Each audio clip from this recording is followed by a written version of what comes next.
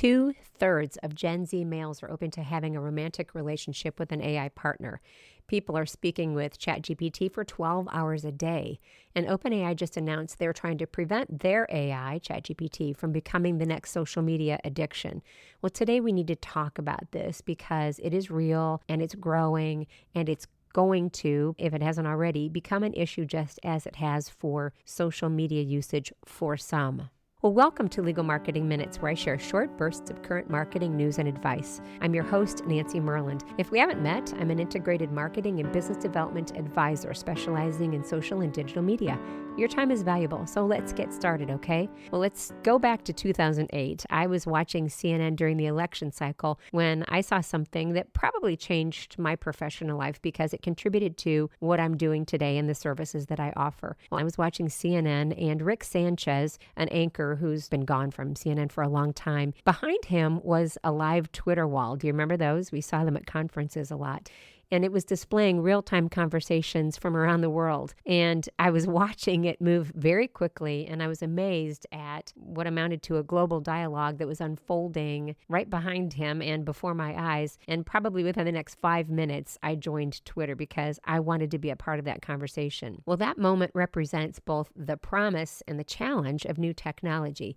Social media connected us in ways that we never imagined, but for some, it also created patterns of behavior that were not anticipated back then. Well, fast forward to today, and we're probably at another pivotal moment with artificial intelligence. On August 4th, OpenAI published a blog post titled, "How We're Optimizing ChatGPT," and it reveals something very interesting that they're trying to learn from social media's history. They have to have seen this happening, so they're attempting to address it. Well, here's what's happening. After more than 2 years of that observation and watching how people use ChatGPT, they noticed some troubling patterns. Some people were developing unhealthy attachments to their AI. Students were using it as an answer machine rather than a learning tool. And the statistics are kind of sobering. Dr. Luiza Jarovsky, co-founder of the AI Tech and Privacy Academy, warns that for every case of full-blown AI-induced psychosis, there are likely hundreds or thousands of milder cases where people speak for 12 hours a day with their AI friends or reject real-world interactions because they're not as satisfying as talking to their AI friend, whether that's ChatGPT or the other LLMs, the large language models. That's a sobering situation. Well, with ChatGPT having over 700 million weekly active users, this isn't a small problem.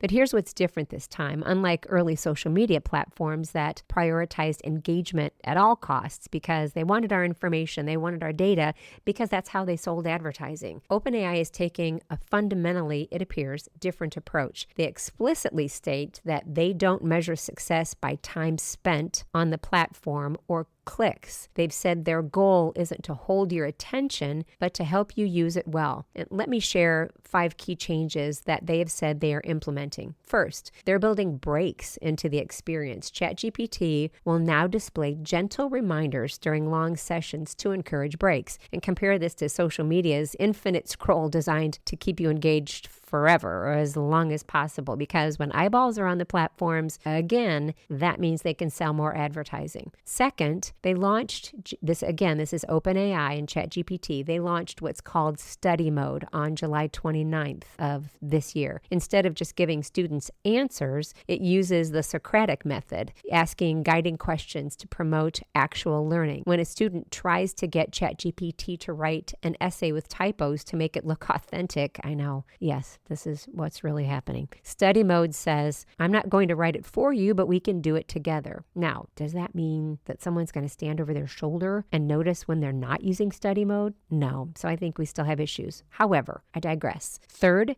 they're implementing professional mental health expertise. OpenAI worked with over 90 physicians across 30 countries and is convening an advisory group of experts. Early social media platforms operated for years without such consultation. Fourth, they're maintaining human agency. For personal questions like, should I break up with my boyfriend? ChatGPT is designed to guide rather than decide, preserving your ability to make your own choices, maintaining your human agency. Fifth, they're being transparent about limitations. ChatGPT tells you what it doesn't know, unlike social media algorithms that operated as black boxes for a very long time. Actually, they still do. Now, is it perfect with what OpenAI and ChatGPT are doing? No. As I mentioned a moment ago, students can still toggle back to regular ChatGPT for quick answers, and regular ChatGPT is changing right before eyes. So we can have that discussion about GPT-5 and that botched rollout in another discussion, but that's changing. And we need to ask whether AI creates problems or simply reveals existing vulnerabilities in people who might already be struggling with loneliness or mental health challenges. And for legal professionals, this matters deeply. As my friend James Barclay, CEO of Passle, wisely points out, if you are an attorney, what you know is your value. Thought leadership is you demonstrating that value. Your authority on a subject has been hard-earned. You cannot cheat it. It can't be faked. So use AI to help with suggestions, editing, checking your spelling.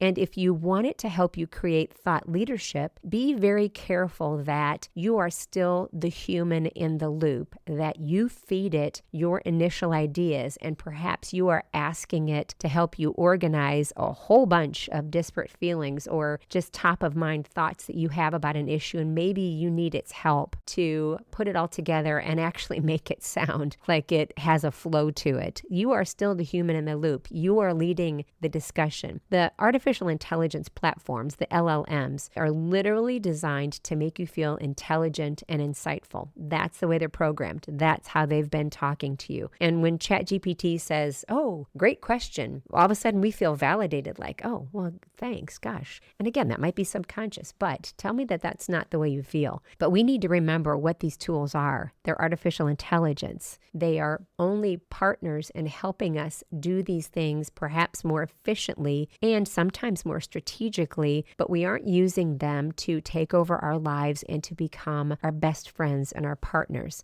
And the challenge isn't necessarily that AI creates problems, but that it can amplify existing ones. And for professionals feeling isolated or sometimes overwhelmed, which happens a lot in this profession, AI's always available and non-judgmental presence can become a crutch rather than a tool. So here's the bottom line. Technology is a tool that amplifies your human tendencies, both positive and negative. And the same AI that helps a lonely person feel heard might also enable their isolation. The responsibility lies both, yes, with the developers to build thoughtfully, but also with us as users to engage mindfully. And OpenAI is making these adjustments after 2 years, not the 10 plus years it took social media platforms to even acknowledge these issues and then end up testifying before Congress because there were problems. There are problems. That's progress worth celebrating, but the real test will come in the real world with millions of users that they have. And the question isn't whether AI will become central to our lives. I think it will. It is already in many cases. The growth is staggering. The question is whether we'll build these tools to serve us or whether we'll once again find ourselves serving them. As someone who's spent my career in social and digital media and content creation and marketing and business development strategy, I've seen firsthand how these technologies can transform businesses and practices, build communities, and create meaningful connections. The key is thoughtful implementation as well as continuous improvement. And OpenAI's approach suggests that they're taking these lessons seriously, and that benefits all of us. Well, that's it for today. Thank you so much for spending a few legal marketing minutes with me. I know your time is valuable, so I always appreciate you spending a few of them right here. If you're in a place where you can leave a comment, please do so, as I'd love to hear from you. If not, you can always message me or email me at nancy@myrlandmarketing.com, and that's MYRLAND marketing.com. Until next time, I'm Nancy Myrland. Take care.